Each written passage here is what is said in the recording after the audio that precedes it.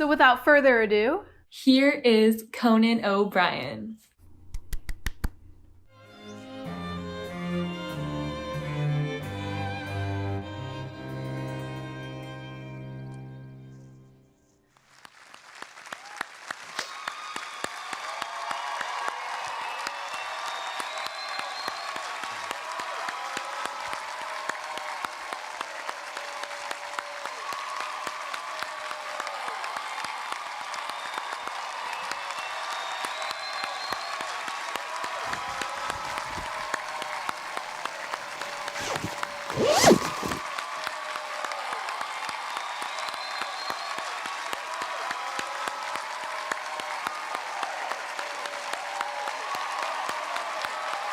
Thank you.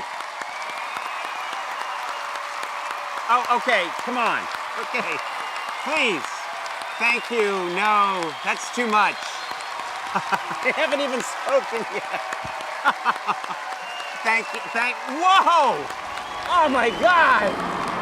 That's crazy! What's that? Oh man! Thank you. Yeah, whoa! All right, thank you. Thank you. Please, let's begin. Greetings, graduates, faculty, parents, relatives, Zoom bombers, and the true heroes today, the Harvard IT department. Really nice compression, guys. Beautiful. Very, very little buffering. Nice job, nerds. Welcome to Harvard's first online graduation, and congratulations to the Harvard class of 2020. Yes.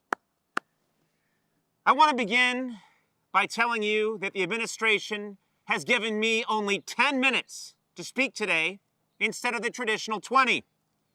I promise to do my best since everyone's in such a big hurry to get back to doing absolutely nothing. I'd like to take just a moment to thank Harvard College for bestowing upon me an honorary degree, Doctorate of Humane Letters and Philosophy. I am truly, truly honored. I'd also like to thank Harvard for a doctorate honoring my groundbreaking work in bosonic string theory and condensed matter physics. Thank you. Thank you. I worked with a great team. Thank you all. Seniors, I know you belong in the Tercentenary Theater right now. Believe me, all of us miss Harvard Yard. I mean, where else can you find two competing pro-communist newsletters written in Dothraki, all while signing a petition to ban hot dogs and donuts for promoting cisgender identities? What a rare and unusual place. But trust me, we are taking steps to make today's commencement feel as authentic as possible. In fact, right now, Harvard is charging each of you $50 for parking in Cambridge. Yeah. Plus, Harvard will see to it that within the next hour, one of your grandparents will be hit in the head with a stray Frisbee. And be assured, one day in the future, you will return to your alma mater. But for now, you get to enjoy me speaking to you from my backyard. Harvard has been graduating students for nearly 400 years. This is the first one where the commencement speaker is standing on a spot where his dog urinated 7 minutes ago. Right over here, this area. Yes. Yes, this commencement will be very different as you sit here today, or stand, or microwave a burrito, or ride a Peloton, or recline uncomfortably in your childhood bed, or mine Bitcoin, or Google, who is Conan O'Brien? You are witnessing many, many firsts in today's ceremony.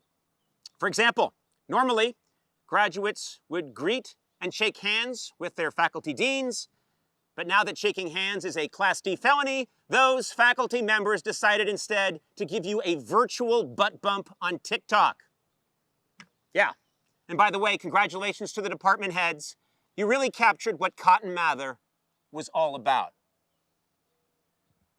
In another first, this year Harvard has discarded traditional grading and switched to a pass-fail system. That's right. As a result, several members of the lacrosse team will graduate. And finally, for the first time, all of you will receive your diplomas by mail. Now, to make sure those diplomas are not stolen from your porch by package thieves, They will be mailed to you in a plain brown wrapper labeled Cornell University Diploma. It's foolproof. No one's touching that thing. Now, I know for all of you, this is not the graduation ceremony you were expecting.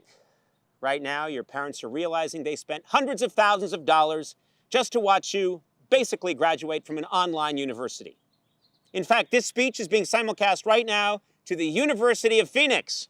Yeah! Ha-ha! Phoenix! Phoenix! Phoenix gets it done, yeah! They get it done in 2 years, not 4! Ah!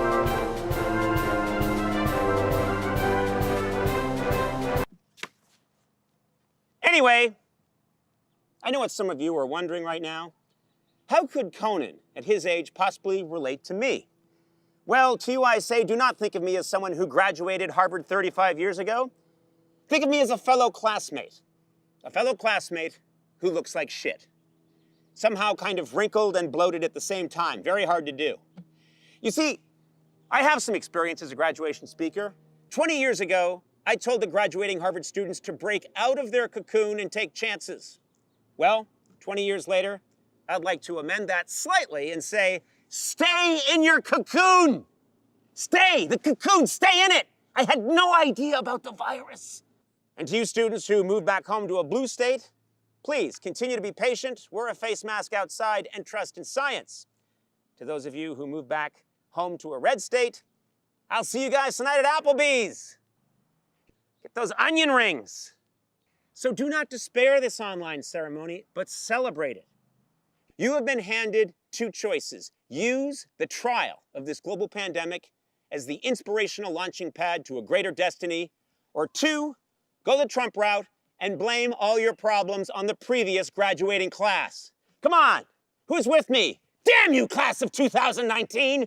Damn you to hell! If nothing else, just make that a t-shirt. Damn you to hell, 2000. That's a seller. That moves. That's merch that moves. I realize I've said many foolish things to you today. It's kind of what I do. But I would like to be sincere. Before I spoke today, I really did give you, the class of 2020, serious thought.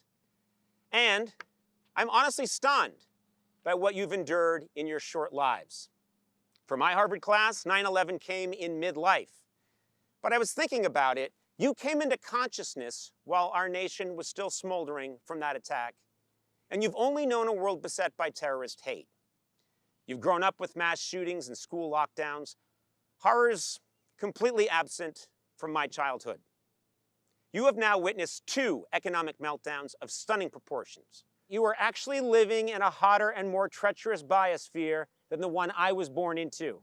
2 months into your freshman year, many of you voted for the first time in the 2016 election, and ever since, you've been living in the most polarized United States since the Civil War.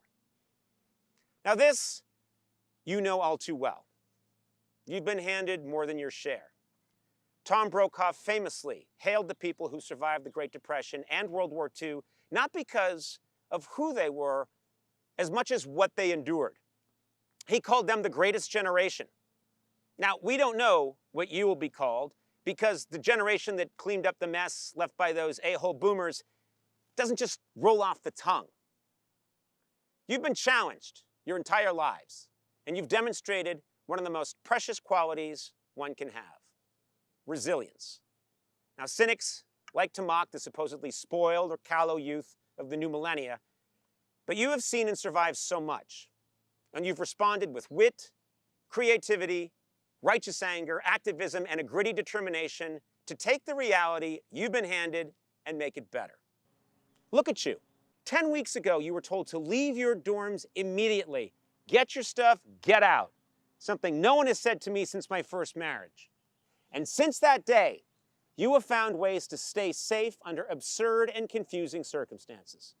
And one way or the other, your hard-won resilience has gotten you here today to your TV or phone or tablet or smartwatch to graduate from Harvard, come hell or high water.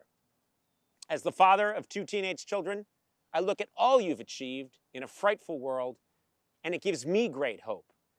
You are remarkable examples to my children of how to be smart, brave, and yes, resilient in a scary world.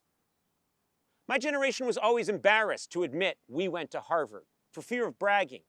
But you, class of 2020, have earned the right to be proud of your great accomplishment. The next time someone asks you where you went to college, hold your head high, look them square in the eye and say, 2 miles south of Tufts. So today is unusual in two respects. First, as I've said, this iconic 384-year-old ceremony is online, and we are strangely separate on a day that's supposed to embody community. Second, and more important, today's unusual because at this commencement, you commence nothing. You and your uniquely tested peers, your generation, commenced long ago, while the rest of us were busy complaining about the Sopranos finale. I have nothing to give you that you don't already have, and have had for a very long time. What I can offer is my boundless admiration, my deepest respect, my gratitude for working so hard and bringing such honor to your families, your faculty, and your alumni.